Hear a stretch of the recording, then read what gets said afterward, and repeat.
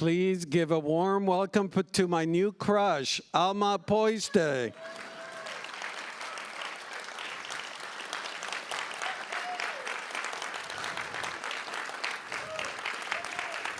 Good evening.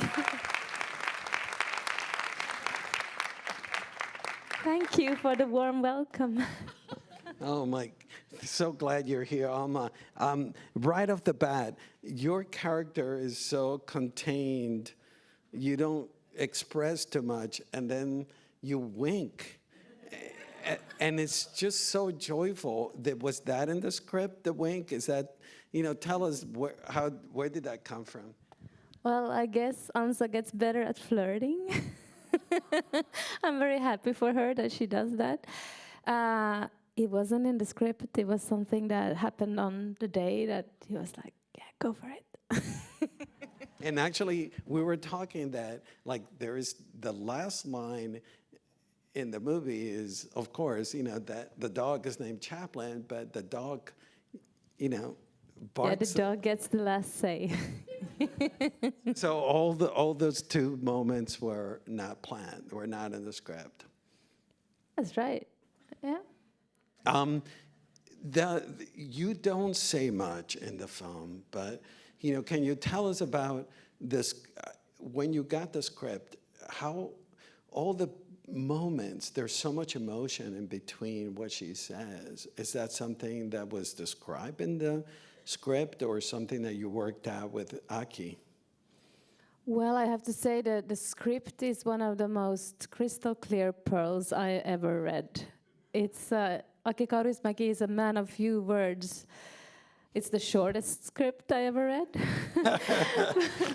But it's all there, and those words are very well chosen. So I just realized that I need to learn how to read it right, because all the clues to her are in the script. And there is nothing I need to bring or add or improve that you might sometimes have to do as an actor. But here, no, just trust Aki. He's been doing this for 40 years. But he doesn't explain. He doesn't explain to you the background. He just gives you the script. For example, like the fact that we find out, that her father was an alcoholic, and she doesn't want to go.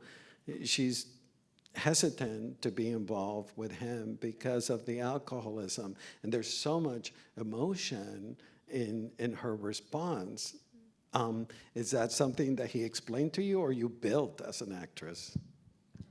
Well, I guess he didn't need to explain it because it was all in the line. My father died of alcohol, my brother as well, and my mother died of grief. So she knows, and it's a risk to fall for him. And she also knows that, okay, so she's profoundly in love with him at that point, but she can't have that in her life. She won't repeat her parents' history. And that's a hurtful place to be. And I don't think he needed to explain it. Yeah. Also, this is the second time I watched the film, and these characters seem so courageous to me. Is that something that you also felt, the courage in the characters to leap for one another? Yeah, I think they are so brave. This is the shyest love story I've ever performed. And to be that shy, it takes a lot of courage to break out from it and connect to someone and trust it and take that leap. Because at the karaoke bar in the beginning, when they cross eyes, and that's when they fall in love, I think. That's when destiny comes into play. And then they have to decide what to do with it. And then that's up to them. And that's a scary place. You never acted in an Aki Kaurismäki film. Were you familiar with his style and with his films prior to being part of this project? Yes. Well, growing up as a Finnish person, I've grown up with his movies and went to his bars. He's built a bunch of bars in Helsinki and movie theaters, so he's always kind of been there. I never met him. He's maybe been a little bit like Santa Claus, like, is he real? And then he's actually very real. So when I met him, I got to meet him for the first time. There he is, with paint on his hands and a script in his back pocket, almost. And but yeah, I was very much familiar with his work. Yeah. But he's been working with the same crew for 40 years, and you are the newbie here. Any intimidation about coming in? And everybody has been working with him for years. And Yes, totally. This was a shock. I still can't believe that it happened. I never saw anything like this coming along the way. So I got a phone call one day saying that Aki would like to meet for lunch. And the ground just disappeared under my feet. And that was the first kind of pinching moment. And then I met him for lunch together with Jussi, my wonderful co-actor. And that was the second pinching moment. So we talked a little bit about the film. Actually, there wasn't a script at that point. There was an idea of it, and he proposed it to us and asked if we wanted to join.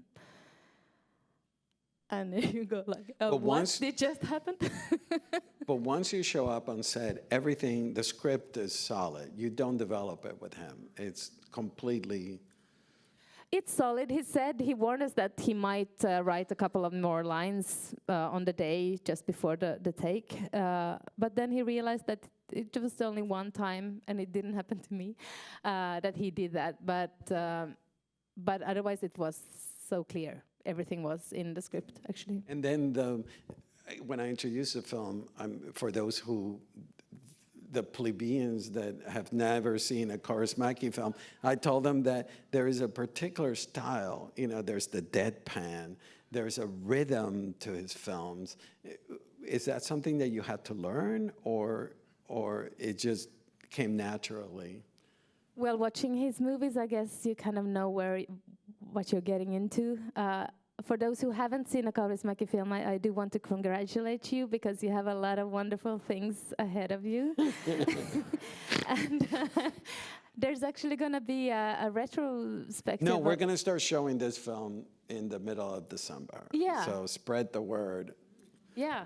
And if you want to watch other movies, I think they're going to be on Mubi, so treasures. But yeah, it was kind of... One thing that he told us is not to rehearse. So there was no rehearsal? No rehearsal. So he said, don't rehearse, not by yourself and not by yourselves. And, well, somehow learn the lines, but don't read the script too much. And I'm a total nerd, so I love preparing, and I was terrified at this point. So I rewatched all his movies because I needed to do something with my restlessness and my eagerness and my fright, yeah. I guess. But not to copy, of course, what people have done before. But I realized that, okay, so getting this role is being a small link in a long chain that's been going on for 40 years now. So there needs to be a dialogue to the previous work somehow. Yeah. They need to have a connection. So there was that. And then for Jussi and me, who are, in a way, we're digital kids. We work with digital camera. This is shot on 34 millimeter. And he's famous for only doing one take. Well, that's it. So that's the second thing he said, yeah, he prefers to do it in one take. And was that without stressful? Rehearsing. So there you go. Yes, was it stressful? It was terrifying. And then you get kicks from it. You start to love it.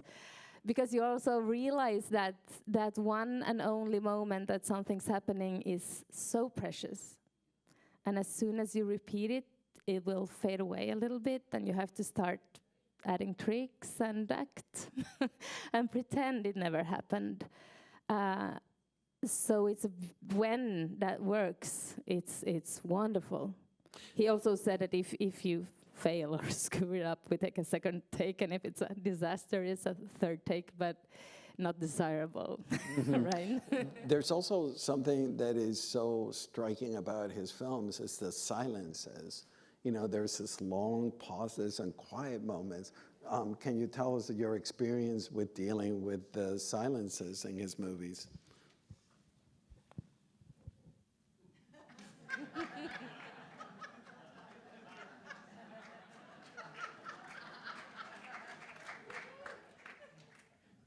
Yeah, how's that?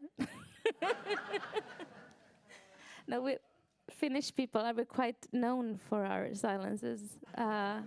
It doesn't get us uncomfortable. It's something we share. And to connect with someone is to be silent together, ultimately. That's what we do in the sauna. That's what we do at some point of the party, or in the beginning and the middle and the end of a party. No, silence is a very Finnish trait, and I think that Kaurismäki develops it to perfection. But as an actor in the film, did you during the silences, were you building an emotional background? Walk us through what was going through your mind during the silences. I think acting in his movies, or in any movie for that matter, is when you get clarity of thought, then you're home somehow. And it's about being present, and it's about daring to be there in the moment, as honest and pure as possible. And kind of here, expression-wise, you won't go wide. Perhaps you go deep. Somewhere that energy will go. And I think you can tell a lot from the eyes. And he also trusts the viewer and you because you see all these faces, not only Ansa and Holappa, but all of these faces passing by, and you project what you need and what you want to see. And you make up your own movie. And this is a beautiful view from his point of view, somehow, on the spectator of that dialogue. Mm-hmm. So it's trusting that as well. Also, in his films, there's a timelessness, but there's also simultaneously a specificity of time. In this film, Ukraine, your character is listening to the news about Ukraine. Can you tell us about that aspect of the film, the politics? Yeah, I guess the war almost serves like a backdrop. It's mm-hmm. there, it's present all the time. And about the time levels, I mean, he creates some kind of fairy tale, because it could be in the 50s, the 60s, the 80s. On the calendar and where she works, it says 2024. So is this a sci-fi movie? We don't know. He's playing around, and maybe he suggests to throw logic out the window. In a way, it's not important. But politics, for sure, it's present. And, well, for me, I won't speak for him, but for me, it feels like he's presenting caring as a counterforce for cynicism and somehow exploitation of the human. Mm-hmm. Yeah, we also talked before that, having seen all of his films, the passage of time in Helsinki. Helsinki is another character in the film, and in this film we watch, the changes that are happening in Helsinki. Is that something that he talked to you about, or you just experienced it? I guess there was a lot he didn't have to talk to us about, because we all seen his movies. But yeah, the city is changing. Some people have called Helsinki like the city that eats itself. It maybe goes for a lot of cities, but Helsinki is like a character in the movie that's mm-hmm. changing all the time. But you can still find bars like that in my city. We do have internet and smartphones as well, but we can allow him to. But do you have bars that have, movie posters, brief encounter, et cetera, et cetera? Well, we have L'Argent at Kaurismäki's own bar. It's called Buenos Aires. So yes. Does he- Those are his bars. There is so much about cinema in this film. You know, I mentioned Brief Encounter, there's Charlie Chaplin and Modern Times and all this other movie references. Does he talk to you about those references and about cinema at large? Constantly. Oh my God. Constantly, but not in a dusty way. You know, he's always talking about movies, about literature, about music, but he follows what's happening right now. But I feel like in this movie, it's like he's having a dialogue with his previous, or his house gods. He's blinking an eye to them, and it's done in such a beautiful way, because you don't have to know all the references to enjoy the movie, but if you learn them or have them, you enjoy that. But in particular in this film, I mentioned, you and I talked about Modern Times. Did he mention Charlie Chaplin's Modern Times and the influence on this film? Yes, but Chaplin is yes, always there, always present, sitting on his shoulder, I guess. And I have to ask you about the dog, which is in the dog tag, it says Alma, and your name is Alma. What's that all about? Isn't that confusing? Yeah. So the dog, Chaplin, her real name is Alma, as me. She's a street dog from Portugal, and Aki took her in. It's his own dog, and this is her debut. And,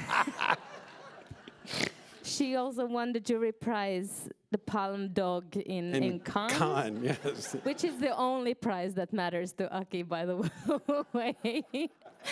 And she's adorable, but I admire her so much, because she's a natural. She's got such a sense of rhythm. She's making independent choices that are spot on. And you winked and she barked on cue. Yeah, we had a great time with Alma. We spent a lot of time getting to know each other, and she learned that I always have a spare sausage in my pocket for her. So. But weren't you warned that, I remember that actors are not supposed to work with young kids and dogs and animals? Nobody warned you about this. No, I've heard that, yeah, but who can resist her? There's been a lot of rumors about Aki's, this was his last film. Is he going to continue making movies? What do you know? Well, he said that after his previous movie as well. And then he surprised everyone, including himself, I guess, by making this one. And there has been some talks about making a movie again, but we'll see what he comes up with. Let's hope that happens. Having now worked with him as an actress, what's your biggest takeaways, the things you've learned from working with Aki? Well, I've learned so much.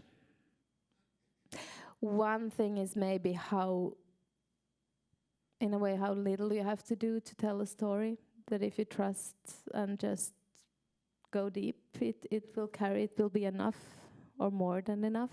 Mm-hmm. That a small gesture can carry a long way. And trusting that and letting the camera in on that, it's been a very nice experience.